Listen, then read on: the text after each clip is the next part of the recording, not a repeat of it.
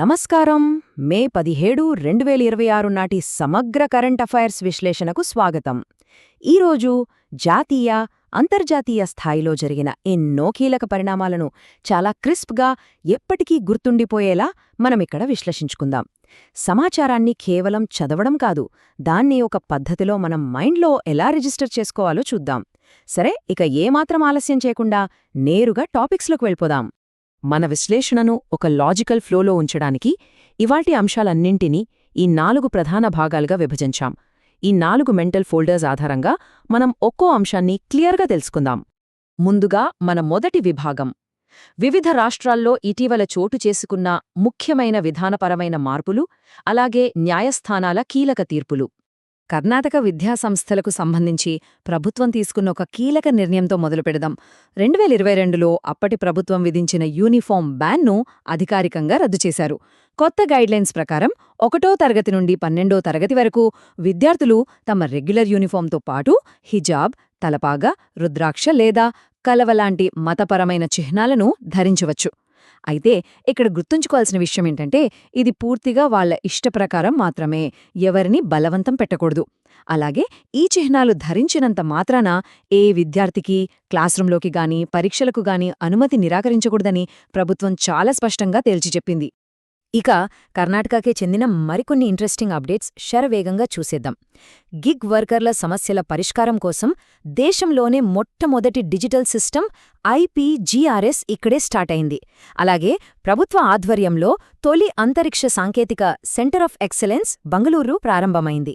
ఇక ఎడ్యుకేషన్ విషయానికొస్తే ప్రతిష్టాత్మక QS MBA ర్యాంకింగ్స్ 2026లో IIM బెంగళూరు దేశంలోనే టాప్ ప్లేస్ కొట్టేసింది. ఇప్పుడు మధ్యప్రదేశ్ హైకోర్టు ఇచ్చిన ఒక చారిత్రక తీర్పు గురించి మాట్లాడుకుందాం. ప్రసిద్ధ భోజసాల కమల్ మౌలా మసీదు సముదాయం కేసులో archaeological survey of India ASI ఇచ్చిన రిపోర్ట్ ఆధారంగా హైకోర్టు ఒక నిర్ణయానికొచ్చింది. ఆ సముదాయాన్ని సరస్వతీదేవి ఆలయంగా గుర్తిస్తూ తీర్పునిచ్చింది. దీని ద్వారా అక్కడ హిందువులకు పూర్తి పూజా హక్కులు లభించాయి. అదే సమయంలో ముస్లింలు ప్రార్థనలు చేసుకోవడానికి అనుమతినిచ్చిన 2003 నాటి పాత ఉత్తర్వును కోర్టు రద్దు చేసింది.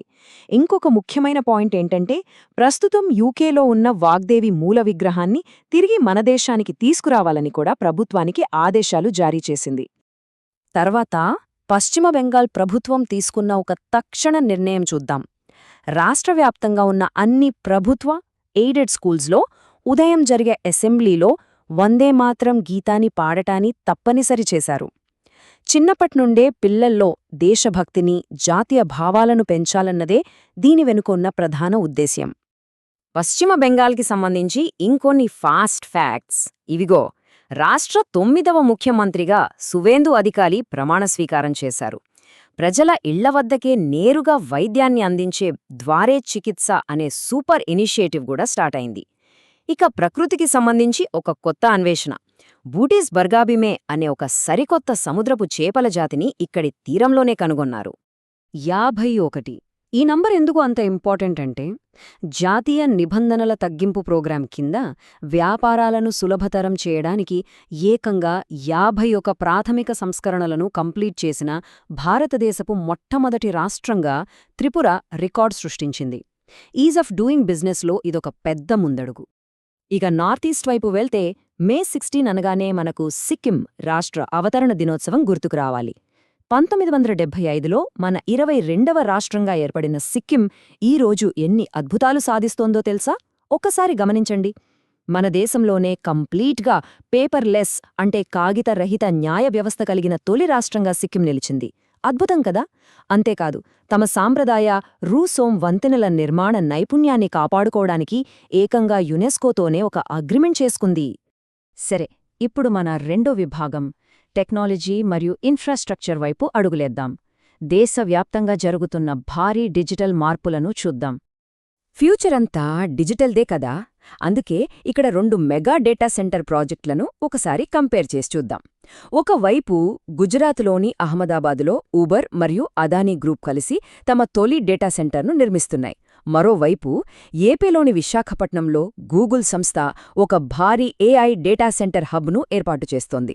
ఈ రెండూ కూడా మన దేశ డిజిటల్ బ్యాక్బోన్కు ఎంతో బలాన్ని చేకూర్చబోతున్నాయనడంలో ఎలాంటి సందేహం లేదు.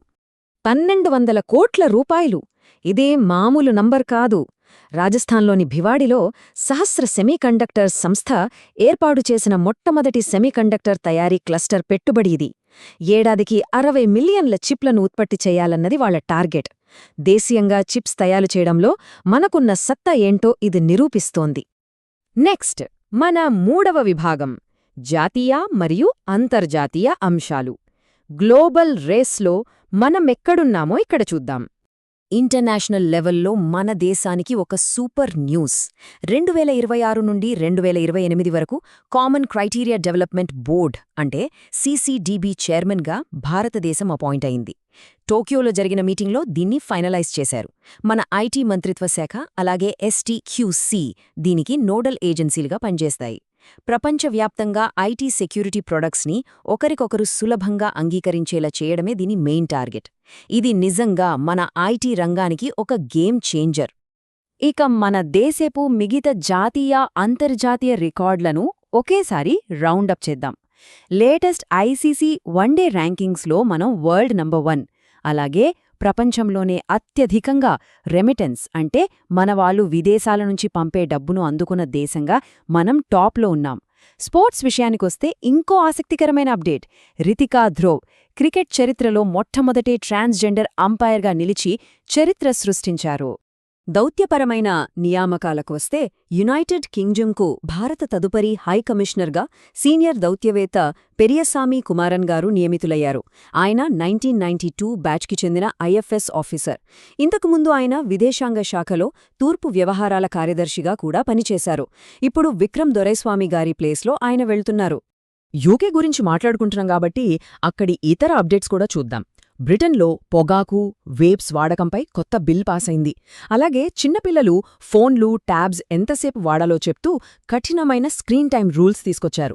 ఇక మన దేశంతో చూసుకుంటే బ్రిటన్ పైలట్లకు మన ఇండియన్ ఎయిర్ ఫోర్స్ ట్రైనింగ్ ఇవ్వడమనేది ఎంతో గర్వించదగ్గ విషయం. దాంతోపాటే సైంటిఫిక్ రీసెర్చ్ కోసం 2 దేశాలు కలిసి రామానుజన్ జూనియర్ పరిశోధకుల ప్రోగ్రాం స్టార్ట్ చేయడం విశేషం. ఇక మన విశ్లేషణలో ఆఖరి విభాగానికి వచ్చేశాం. పర్యావరణం మరియు కొన్ని important days. Exams point of వ్యూలో ఇవి పక్కా స్కోరింగ్ ఏరియాస్. పర్యావరణం విషయానికి వస్తే ఒక అద్భుతమైన ప్రాజెక్ట్ జరిగింది.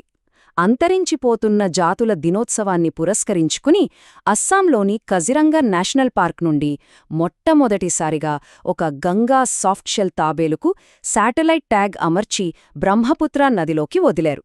ఇలా చేయటం వల్ల ఆ తాబేలు ఎక్కడెక్కడ తిరుగుతోంది, దాని అలవాట్లేంటి అనేది రీసెర్చర్స్కు చాలా స్పష్టంగా తెలుస్తుంది. కన్జర్వేషన్లో ఇదొక బెస్ట్ స్టెప్. చివరగా మే 17 యొక్క ప్రాముఖ్యత ఏంటంటే ప్రపంచ టెలికమ్యూనికేషన్ దినోత్సవం. అసలు ఎందుకు మే 17నే జరుపుకోవాలంటే 1865లో సరిగ్గా ఇదే రోజున అంతర్జాతీయ టెలికమ్యూనికేషన్ యూనియన్ ఏర్పడింది. అప్పట్నుంచి ఈ టెక్నాలజీ ఎంతో ముందుకెళ్ళింది.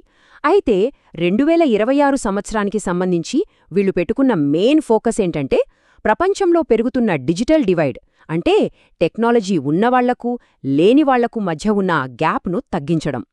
ముగించే ముందు మీకందరికీ ఒక చిన్న ప్రశ్న.